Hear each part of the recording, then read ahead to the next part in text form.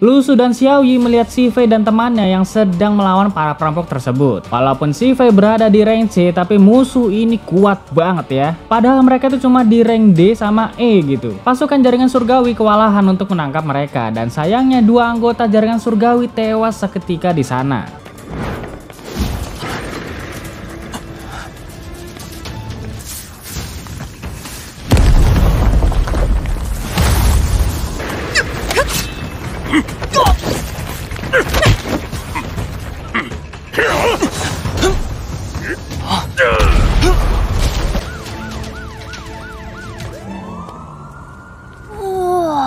Lu Su menyuruh Xiao Yi untuk kembali ke kontrakan, karena kalau Xiao Yi masih ikut bakal bahaya nantinya. Nah awalnya tuh Xiao Yi nggak mau kan, tapi ya balik aja lah, toh di rumah juga piring-piring masih kotor kan. Setelah itu Lu Su pun segera menyusul perampok tersebut guys.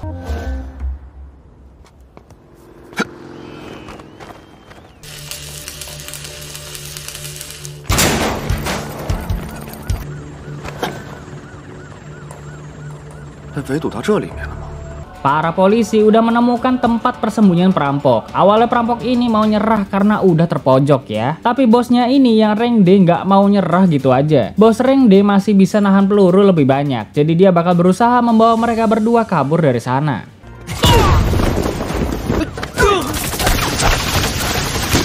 Bukannya dibantu kabur, malah dibuat jadiin tameng. Ngawur juga ini bos rank D ya. Lu Su masih terus mengikuti mereka, dan ketika perampok ini berhasil menjauh, salah satu anggota jaringan surgawi berhasil melukainya.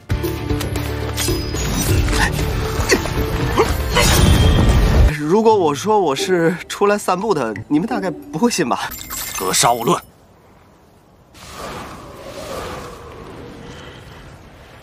Lu Su ketahuan guys, tapi karena dia pakai ini pelindung ya, jadinya mereka tuh nggak bisa melihat dengan jelas gitu. Sesuai aturan jaringan surgawi, Si Fei tuh harus membunuh perampok ini, karena sebelumnya dia udah membunuh dua rekan jaringan surgawinya. Sekaligus membunuh Lu Su karena Si Fei kira dia adalah anggota dari perampok ini juga guys.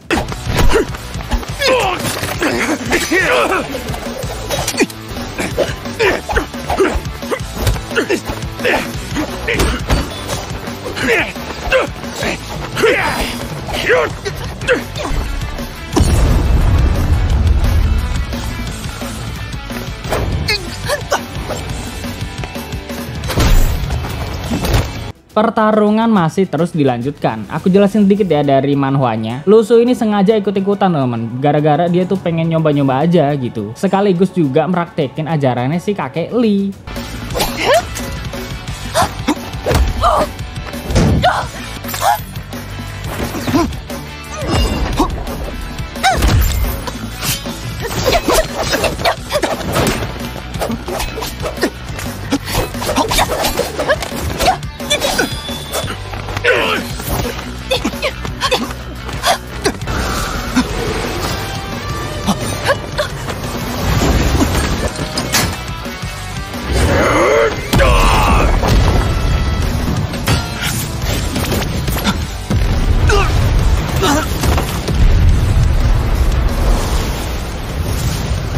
Semua anggota jaringan surgawi pingsan anjir ya. Tinggal one by one sama bos rank D guys sekarang. Dan karena Lu Su ini the real rank C, jadi dia tuh bisa ngalahin bos rampok dalam satu pukulan aja.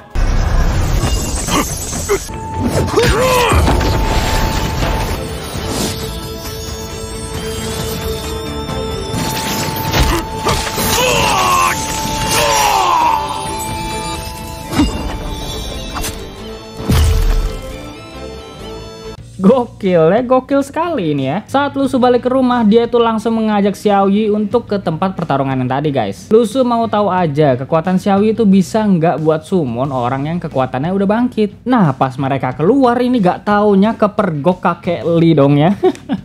Xiao Yi ini langsung alasan kan kalau Lu Su tuh mengajaknya keluar untuk nyari jajanan malam di deket pasar. Biar nggak makin curiga, Lu Su ini juga nawarin kakek Li buat ikut bersama mereka. Tapi kakek Li nggak mau dan berpesan ya untuk terus berhati-hati dan jangan berfoya-foya. Setelah itu mereka pun langsung ke tempat pertarungan tadi. Tapi sebelum ke TKP-nya ya, si Lu Su ini nyuruh Xiao Yi untuk ngecek di sekitaran memakai burung pipitnya. Takutnya ada orang mencurigakan atau mengintai mereka gitu teman-teman.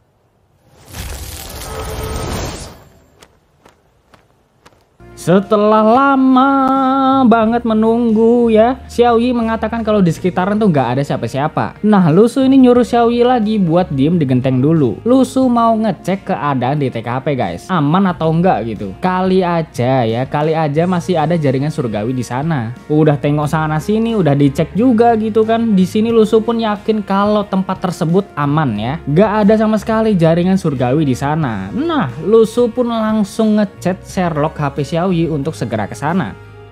Setelah sampai, Lu Su menanyakan apa Xiaoyi merasakan ada hawa orang baru mati gitu kan di sini. Kalau iya, coba ambil rohnya biar nanti bisa disummon gitu. Maksudnya Lu Su ini orang Rengde yang dia bunuh tadi, teman.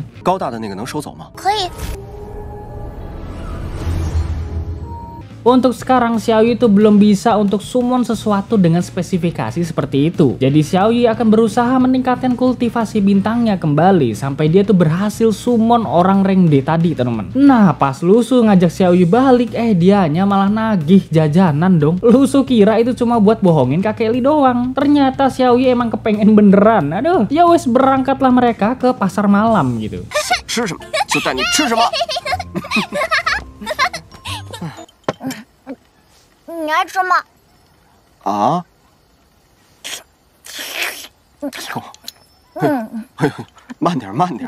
Di tengah-tengah suasana mood makan, Lu Su mengatakan kalau seandainya Xiaoyi masih tinggal di panti, pasti kehidupannya nggak bakal semelarat ini. Nyari duit susah, penghasilan per hari nggak nentu, makanan juga kudu dihemat, bisa makan tempe tahu aja udah bersyukur gitu kan. Bahkan cuma makan nasi sama sambal aja udah mewah gitu. Belum lagi yang lainnya kayak bayar kontrakan, listrik, air, perbaikan rumah, terus kebutuhan-kebutuhan sehari-hari kayak sabun mandi, sabun cuci baju, sabun cuci piring, minyak, serta sembako lain. Ditambah lagi Xiaoyi ini masih belum sekolah juga. Pasti Xiaoyi lebih bahagia tinggal di panti daripada hidup bersamanya. Xiaoyi yang mendengar semua ini pun bener-bener sakit hati dan nangis sejadi-jadinya. Dia bener-bener gak peduli dengan apa yang dialaminya sekarang. Mau hidup susah ataupun roda kehidupan bener-bener berada di bawah, tetep ya dia memutuskan untuk tinggal bersama Lu Su. Jadi dia bakal bahagia kalau bersama dengannya. Karena Lu Su adalah keluarga satu-satunya yang Xiaoyi miliki.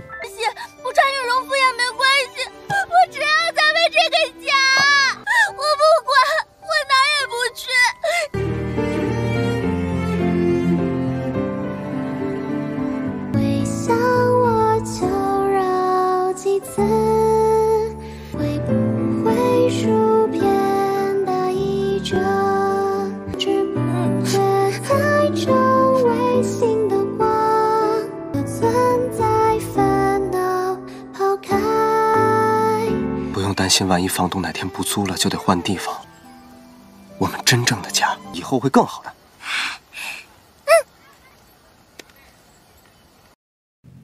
Di lain tempat, Xueqin dan para petinggi jaringan surgawi lainnya sedang berdiskusi tentang perampokan semalam. Karena ada seseorang yang memiliki rank C dan dia sama sekali nggak terdaftar dalam sistem jaringan surgawi. Ya, kita itu udah tahu ya kalau itu Lu Su guys. Mereka ingin tahu apa tujuan orang ini. Karena setelah dia membunuh perampok rank D itu, dia tuh nggak bertarung melawan jaringan surgawi. Jadinya netral gitu. Nggak di pihak yang jahat dan nggak di pihak yang baik juga. Xueqin udah memastikan ke Kakek Li kemarin. Dia bilang kalau dirinya nggak lagi ngajarin murid baru. Berarti orang ini bener-bener the real rank C gitu. Dari yang mereka tahu, suara dan postur tubuh orang ini masih seusia anak sekolahan. Jadi mau nggak mau jaringan surgawi harus menyelidiki ini lebih lanjut. 而且力量很大，符合 C 级修行者的特征。身上那层纱衣又是什么东西？我们现在就是要弄清楚这个 C 级修行者到底是何身份。 想要干什么？说话内容、声线来看，对方很有可能还只是个少女。这么年轻的 C 级，前途无量。 Saat malam hari, Xiaoyi berhasil meningkatkan kultivasinya. Jadi dia tuh bisa summon orang rank D yang udah dia simpen guys. Nah, dia tuh langsung nunjukin kan ke Lu Su. Xiaoyi ini bisa mengendalikan semua kekuatan yang ada di dalam diri orang ini melalui pikirannya. Tadinya Xiaoyi tuh mau nyoba langsung buat nonjok Lu Su, tapi jelas gak dibolehin gitu. Ya satu kali pukulan aja rumah bisa hancur, ntar malah ganti rugi kan boncos Lu Sunya gitu. 知道，这不是咱家的房子，砸坏了要赔。别，这可是个地级的力量型觉醒者，一拳下去能把地板给砸穿了。Lu Su mengingatkan kembali kemampuan Xiao Yi ini jangan sampai ketahuan sama siapa-siapa, nanti malah bahaya jadinya. Xiao Yi pun mengiyakannya dan juga mengatakan kalau dia tuh nemuin di mana tempat para perampok menyembunyikan duit banknya. Bahkan pas Lu Su bertarung pun Xiao Yi bisa ngelihat dengan jelas. Xiao Yi mengajak Lu Su untuk mengambil duit yang disembunyikan perampok itu, tapi Lu Su tuh gak ngebolehin karena ini duit hasil rampokan bank. Kalaupun dia ambil udah pasti harus diserahin ke polisi. Nanti kalau polisi nanya gimana bisa tahu tempatnya malah jadi ribet gitu. Bisa-bisa mereka berdua yang ditangkap karena dikira bagian dari perampok itu. Xiao Yi bener-bener gak habis pikir sama Lu Su karena masih sempet-sempetnya mikir kayak gitu dalam keadaan yang lagi susah begini. Kalaupun itu duit diambil pasti udah bisa langsung beli rumah ini dan kehidupan mereka juga masih bisa terjamin karena ada duit tersebut. 再也不回福利院，这就是我们的家了。有了这笔钱，我们就能把这儿买下来了。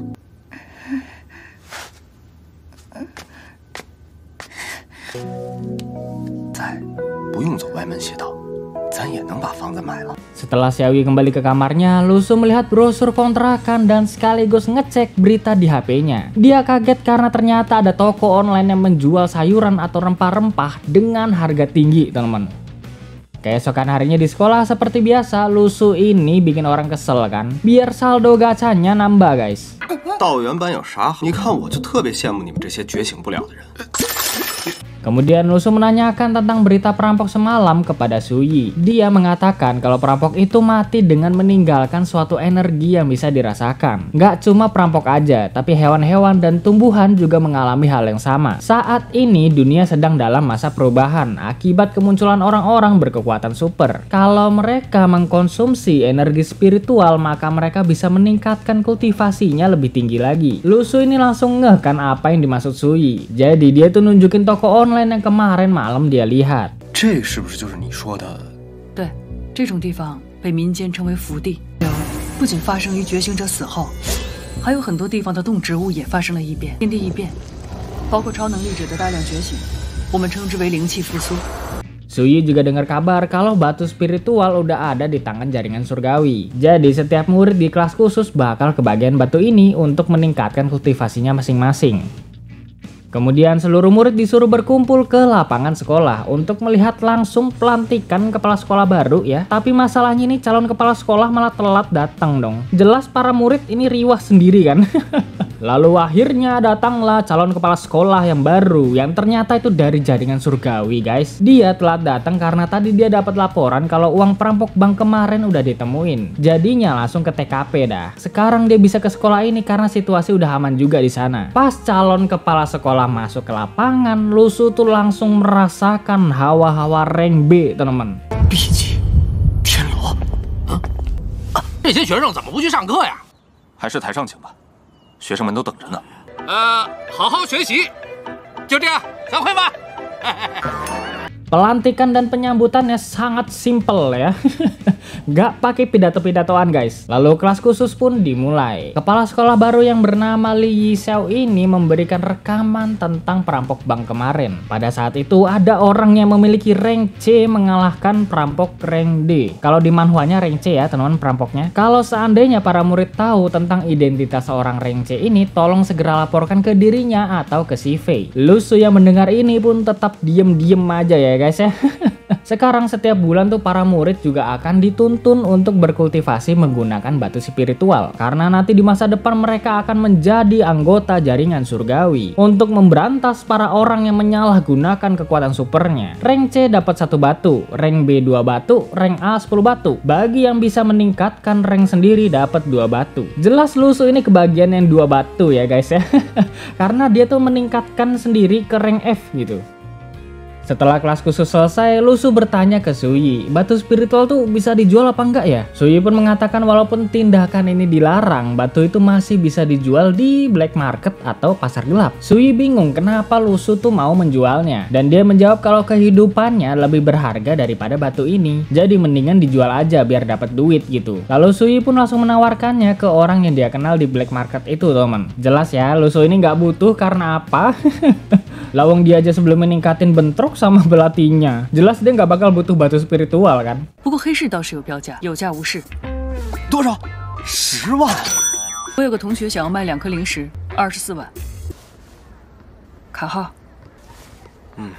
卡号我给你发过去。钱还没给你呢，你就不怕我把你2颗灵石贪了吗？嘿，咱俩谁跟谁呀？我信你。要是小鱼知道我一口气赚了20多万，指不定得乐成什么样。 Di kontrakan seperti biasa, Xiaoyi lagi belajar bareng kakek Li. Dan tiba-tiba Yisen datang mengabarkan kalau reruntuhan udah mulai terbuka. Kemarin jaringan surgawi lagi ke reruntuhan pegunungan utara. Dan di sana ada orang-orang yang memiliki rank E, teman. Yisen bertanya, kakek Li ini nggak ngelakuin apa-apa gitu? Atau orang-orang itu bukan dari Golden Foundation kan? Ditambah lagi kemarin tuh ada perampok bank rank D dikalahin sama rank C pakai belati. Ini beneran bukan dari orang-orang Golden Foundation kan? Kakek Li menjawab kalau Golden Foundation gak bakalan nyentuh reruntuhan apapun di negara Cina ini. Terlebih lagi rank C yang disebutkan Yisen tadi itu bukan suruhan dia. 一个 C 级修行者的事吗？此人能预见。你也不要以小人之心夺君子之腹。嗨，您这儿出来的人怎么着也得带着点剑芒剑刚什么的吧？这位修行者估计不是剑修。你觉得是我这一系的人？ 没有，就是跟您说一声，放心，我们天罗地网承诺过要给您药材，就一定信守承诺。有人来了，我先撤了。老爷子您保重啊。 Saat sampai di kontrakan, Lusu dan Xiaoyi sama-sama pengen bertanya sesuatu. Yang satu lagi mau ngasih tahu kabar baik, ya kan? Abis itu yang satunya lagi mau nanya jaringan surgawi sama bumi itu apa. 小鱼，我有件事要问你。那我有件事要跟你说。我先问，天罗地网是什么？ Lusu pun mengatakan kalau Xiaoyi hanya perlu menjauhkan diri dari jaringan surgawi karena kita tuh masih menyembunyikan kekuatan yang dimiliki. Kemudian Lusu pun mengatakan kalau dia udah bisa beli rumah ini, teman-teman. Jadi sekarang mereka berdua gak perlu mikir-mikir bayar kontrakan. Dan juga Lusu ini membelikan Xiaoyi HP biar nanti dia bisa main-main dan menghubungi Lusu kapan aja. 这个家属于咱们了。是说这房子是我们的啦？ 拿着，刚给你买的。通讯录第一个就是我的电话号码，都要及时给我打电话啊！以后还会变得更好。别说，咱们有家了。 Di sisi lain, kakek Li ini masih curiga ya sama kualifikasi Lusu guys. Karena Yisen tadi mengatakan orang rank C ini bisa mengendalikan belati. Padahal seharusnya kalau orang-orang yang punya rank C udah pasti masuk ke jaringan surgawi. Sedangkan ini nggak terdaftar di mana-mana. Setelah itu Lusu melanjutkan kultivasinya sendiri di kamar. Dan kali ini dia tuh berhasil meningkatkan kemampuannya sedikit demi sedikit. Sedangkan Xiaoyi bener-bener dipenuhin sama kultivasi gelap guys.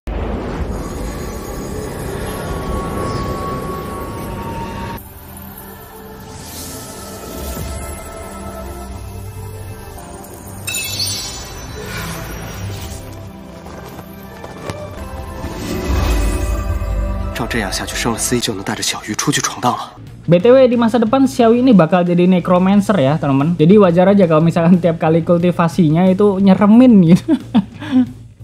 Keesokan harinya seperti biasa Lusu ini dagang tahu busuk ya. Tapi kali ini pembelinya adalah Yisen jir. Dia seneng sama makanan ini, jadi dia tuh beli 1 porsi. Nah Yisen ini nggak asing sama mukanya Lusu. Dan setelah Lusu memperkenalkan dirinya, Yisen menyadari kalau Lusu adalah murid kelas khususnya. Jadi kalau Lusu ada apa-apa bisa panggil Yisen aja gitu. Sebagai gantinya Lusu kasih 1 porsi tahu busuknya aja biar impas gitu. Jelas pengennya gratisan kan ya, dengan memanfaatkan jabatan. Lalu kakek-kakek pedagang sayuran ini ngamuk-ngamuk karena Yisen tuh nggak tahu diri. Punya duit tapi maunya gratisan gitu. Sedangkan Lusu anak yatim piatu dan perlu ngasih makan adiknya melalui duit-duit dagangan ini. Yisen tuh nggak pakai bacot panjang lebar, dia langsung nangis guys ya denger situasi Lusu gitu. Jadinya dia bayar lebih untuk tahu busuk ini. Tapi Lusu tetap mengembalikan duit karena dia hanya mau jualan sesuai dengan apa adanya, bukan memanfaatkan keadaan yatimnya. 穷的有骨气，我李一笑交你这个朋友。Setelah selesai berdagang, Lu Su diberitahu murid kelas khusus lainnya, malam ini jam 7 kudu cepet-cepet kumpul di sekolah karena mereka akan pergi ke tempat reruntuhan di pegunungan bersama dengan jaringan surgawi. Di saat yang sama, Xiaoyi juga ngechat kalau Lu Su kudu cepet-cepet balik karena di rumah ada buah yang diberikan nenek yang tinggal bersama kakek Li guys. Tapi Lu Su tuh gak bisa pulang malam ini karena dia tuh harus ikut pergi ke reruntuhan yang udah muncul di pegunungan.